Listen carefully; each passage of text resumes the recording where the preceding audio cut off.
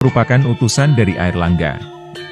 Dan pemerintahan kerajaan Bali kuno dilanjutkan oleh putra beliau yakni Marakata dan diberi gelar Dharma Wangsawardhana Marakata Pangkaja Sethana Uttunga Dewa. Raja Bali kuno ini memerintah dari tahun 1011 sampai dengan tahun 1022 Masehi.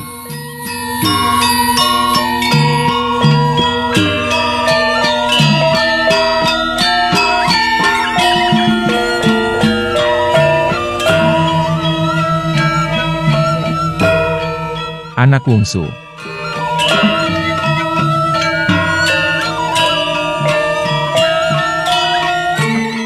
Perjalanan sejarah kerajaan Bali kuno berlanjut ke raja berikutnya yakni Anak Wungsu yang merupakan adik dari Marakata dan Airlangga.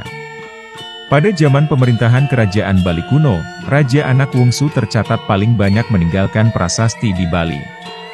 Di antaranya prasasti yang tersimpan di Desa Trunyan Bangli, prasasti di Bebetin Buleleng, prasasti di Sembiran Buleleng, Sawan Belanti, prasasti Serai, Pengotan dan Manikliu di Bangli, prasasti Klungkung dan banyak lagi lainnya. Sebagian besar prasasti ini menggunakan bahasa Bali kuno. Peninggalan sejarah Bali kuno tempo dulu juga berbentuk arca, salah satunya Komplek Candi Gunung Kawi yang sekarang menjadi destinasi wisata di Bali. Sang raja pada masa pemerintahannya selama 28 tahun, yaitu tahun 1049 sampai dengan tahun 1077 Masehi, berhasil membawa kesejahteraan masyarakat dan agama Hindu dan Buddha bisa hidup berdampingan. Raja Anak Wungsu dianggap rakyatnya sebagai dewa kebaikan. Anak Wungsu sendiri tidak memiliki putra.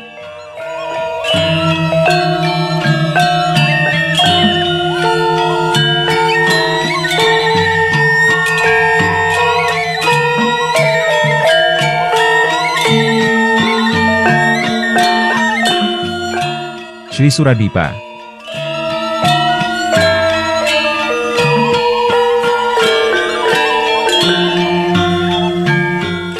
Setelah masa kejayaan kerajaan Bali kuno di bawah pemerintahan Raja Anak Wungsu, tercatat dalam sejumlah prasasti di Bali yang sudah berbahasa Jawa kuno atau bahasa Kawi.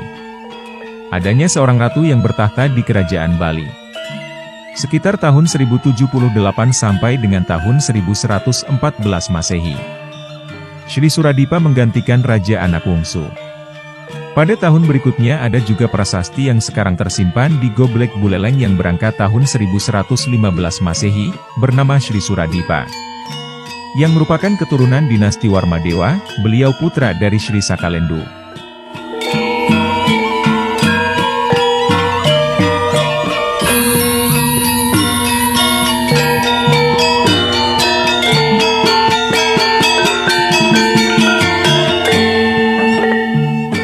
Sri Jaya Pangus.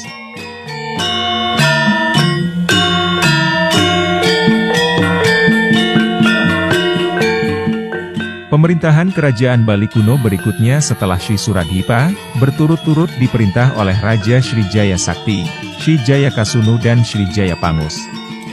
Dilihat dari nama-nama raja yang memerintah pada masa Bali kuno tersebut, sudah terjadi percampuran dinasti atau wangsa yakni dari dinasti Warmadewa dengan dinasti Maharaja Jaya Sakti. Dalam sejumlah prasasti di Bali diketahui kalau Sri Jaya Sakti memerintah Bali kuno dari tahun 1133 sampai dengan tahun 1150. Kerajaan Bali kuno berikutnya dipegang oleh Sri Jaya Kasunu pada saat pemerintahannya diperkenalkan adanya perayaan Hari Raya Galungan dan Kuningan. Selanjutnya Raja Sri Jaya Pangus yang mengundang Sapta Pandita untuk memimpin upacara Eka Dasarudra di Pura Besakih. Dalam sebuah prasasti, Sri Jaya Pangus disebutkan berstana di Pejeng. Kerajaan Bali kuno di bawah pemerintahan Raja Sri Jaya Pangus, berlangsung dari tahun 1177 sampai dengan tahun 1199 Masehi.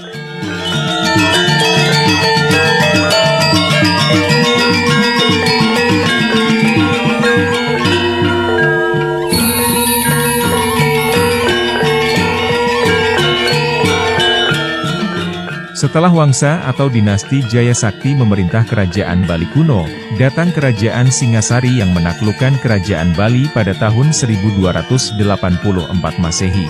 Kemudian datang lagi kerajaan Majapahit menaklukkan Bali di tahun 1343 Masehi.